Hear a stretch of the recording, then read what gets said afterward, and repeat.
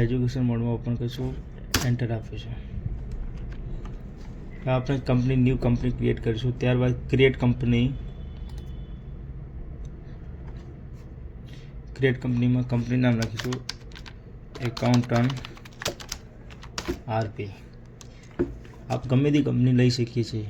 Accountant RP, main name accountant RP. Address લખી દેવાનું આપણું, ત્યાં કંપની હોય છે ત્યાંનું એડ્રેસ. હવે મારી કંપની છે Madhusudan plaza near railway station, Banaskantha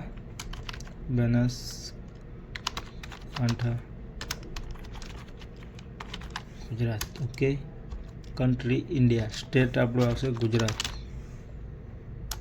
okay. Pin code લખી દેવાનો 385310. ફોન નંબર લખી દેવાનો. ફોન નંબર લખ્યા બાદ મોબાઈલ નંબર આવશે. જેવું તમે ડિટેલ ભરશો એ રીતે તમે આગળ બિલ બનાવશો એમાં બધી ડિટેલ્સ શો થશે. ઈમેલ આઈડી લખી દેવાની.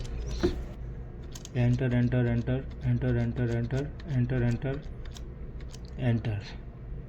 આ આપણી એકાઉન્ટન્ટ થઈ ગઈ છે. હવે ત્યારબાદ આપણે કંપનીની સિલેક્ટ કેવી રીતે કરીશું તે સમજાવીશું. તેના માટે select F1 shortcut key F1 click આપશું.